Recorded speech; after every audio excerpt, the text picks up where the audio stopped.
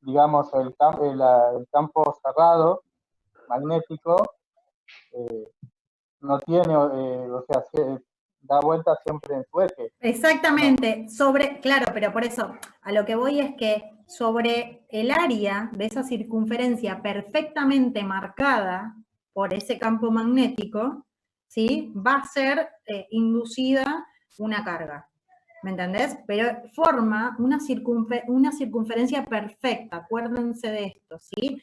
Es decir, que si yo tengo un campo magnético acá, y pongo una partícula acá, acá, acá, acá, en cualquier lado, se va a inducir, siempre y cuando esté dentro del radio del campo magnético.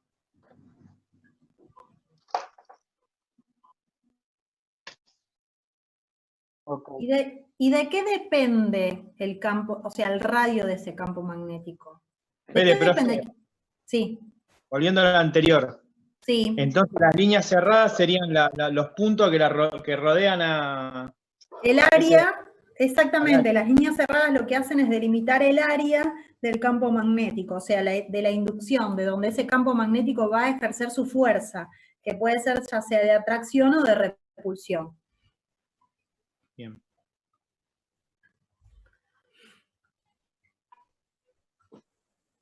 ¿Qué pregunta hizo después? Esta que no está, no es que está en el trabajo, pero me interesa que lo sepan. ¿De qué depende que un campo magnético tenga mayor radio? O sea, acuérdense que el radio va a ser la longitud de las líneas de fuerza. ¿De qué va a depender? ¿De la fuerza? De la fuerza del campo magnético, o sea, de la intensidad del campo magnético va a depender. Exactamente, Mauro. ¿Qué es? ¿Que tenga mayor repulsión o atracción? Puede ser tanto de atracción o de repulsión. La fuerza es la magnetización de justamente el campo magnético, o sea, con cuánta fuerza va a poder atraer o repeler. Cuanto más fuerte sea ese campo magnético, mayor va a ser la atracción o la repulsión, ¿de acuerdo a...? O sea, por ejemplo, hay un campo magnético, un imán, por ejemplo, tiene una circunferencia, ponele de este tamaño, ¿sí? Ahora, si hablamos de un campo magnético, de repente, no sé, de un magnetismo mucho mayor, tal vez tiene un radio, o sea, un área de esto. ¿Me explico? El campo magnético terrestre es una esfera enorme. ¿Se entiende? Depende de la intensidad que tenga ese campo magnético. Sí. ¿Y en qué se medía esa intensidad? En Tesla. Muy bien, en Tesla, ¿sí? Se mide en Tesla. La intensidad de un campo magnético se mide en Tesla.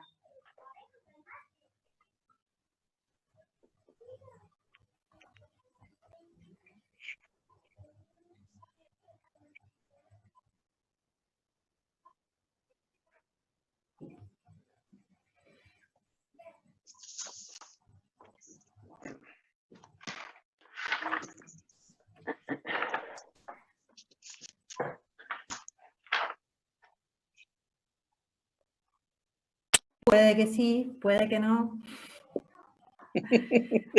Todo lo que explico es una esperanza. Tomá nota, Mauro. Claro, vos anda copiando. Grabá la clase. Grabá. Grabá y después mandá. Puede ser que, a ver, primero y principal, ya me conocen, ya saben que todo lo que doy es todo lo que tomo. No les voy a tomar algo que no hayamos visto. Pero si vengo hinchando con campo magnético y después no lo sabés, es lo que digo. Si te tomo campo magnético lo tenés que saber. ¿Sí?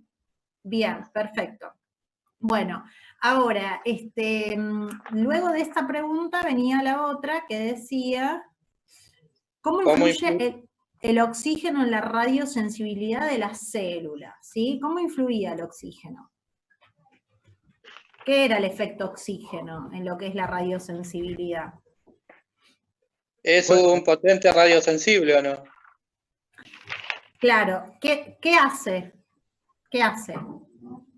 Capaz que radiosensibilizante. Que se vuelva más radiosensible. ¿Transforma el agua en peróxido de hidrógeno? No.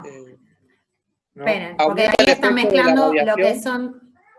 A ver, sí transforma, esperen, porque hay dos cosas, si bien las dos están bien, ¿sí? El efecto oxígeno es el efecto por el cual la célula se vuelve más radiosensible, ¿sí? Sí, sí. Y eso genera que, obviamente, las células sean más perceptivas a, digamos, la radiación, o que se dañan. ¿Me explico? Ajá, sí.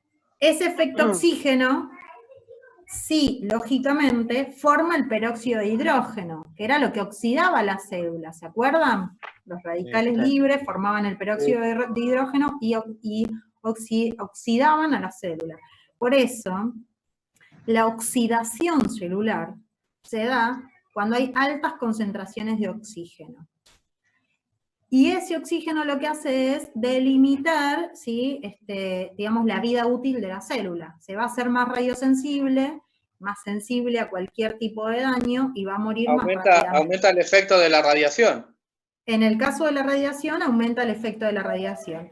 Pero también las moléculas que tienen, o sea, el oxígeno libre en las células, todo oxígeno libre en las células, que puede venir por cualquier, o sea, nosotros estudiamos el efecto de la radiación, pero esto puede venir de cualquier proceso oxidativo. La célula cuando está por morir libera oxígeno, justamente para morirse, ¿sí? Se oxida. ¿Vieron como un caño cuando se oxida, que se vuelve amarillo? Y, bueno, cualquier proceso oxidativo es un proceso que daña, ¿sí? Eso se puede deber a radiación, que es lo que estudiamos nosotros, pero se puede deber a la liberación de, por ejemplo, moléculas contaminantes, ¿sí? No sé, puede ser dentro de lo que es, no sé, el ambiente, la contaminación ambiental, puede ser, no sé, el tabaco, puede ser un montón de elementos, ¿me entienden? Nosotros obviamente que estudiamos lo que es el efecto de la radiación, pero esto no solamente se debe a la radiación. Y por eso hay, por ejemplo, elementos antioxidantes, ¿se acuerdan? Los Que hablábamos lácteos, de eso, cítricos. ¿sí? Pero si ustedes ven en las propagandas, hay hasta cremas antioxidantes. ¿Vieron que hay cremas, por ejemplo, de rejuvenecimiento que dicen son antioxidantes? ¿Por qué? Porque evitan la oxidación de la célula. Y no es que todas las personas seamos radiólogos y estemos, digamos, absorbiendo radiación, sino que obviamente es un proceso natural de la célula. La célula se oxida, ¿sí? O sea, en algún Por eso momento de la vida. decía que teníamos que comer mucho cítrico, ¿no? Exactamente, ¿por qué? Porque así como el oxígeno vuelve más radiosensible a la célula porque la oxida, existían moléculas dadoras de hidrógeno que revertían esa situación, ¿sí? Y Que eran las de que, lácteo y las de... todo lo que genere ácido, ¿sí? Todo lo que tenga, ojo, por favor, no ácido sulfúrico, no ácido nítrico, por favor se los pido. Ácidos, ¿sí? Como por ejemplo los ácidos cítricos, ¿sí? O sea, los cítricos tienen muy buena concentración de ácido y liberan moléculas dadoras de hidrógeno que son muy buenas para el rejuvenecimiento celular. Pero cuando hablo de rejuvenecimiento no digo que con esto se me van a ir las arrugas, ¿me entienden? O sea, hablo de que la célula no, o sea, sea más resistente al daño. Que en este caso... Exactamente. Las moléculas dadoras de hidrógeno lo que hacen es entregar hidrógenos y tratar de que el radical libre, en vez de convertirse en peróxido, se convierta en agua. Y así alargar la vida útil de la célula y evitar el daño. Las hace más resistentes. Resistentes a la radiación, resistente al daño, resistente al paso del tiempo, resistente a todo. ¿Sí? Ya veo que mañana estamos todos embebidos en naranja, bañándonos en naranja y todo. Bien, todos los elementos, hay muchos, no solamente son los cítricos, ¿sí? Los lácteos también, hay muchos elementos que donan ese hidrógeno a nivel molecular y ayudan a reestructurar la célula. En el caso de la radiación, nosotros necesitamos altas dosis de cítricos en nuestra dieta y de lácteos justamente para evitar esto, el efecto de la radiación, ¿sí? Bien. Entonces, Volvamos a la pregunta, esperen que la abro y la vuelvo a leer.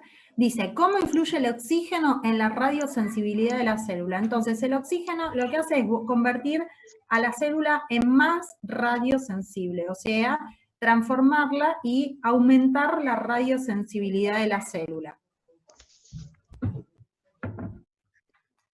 ¿Vamos?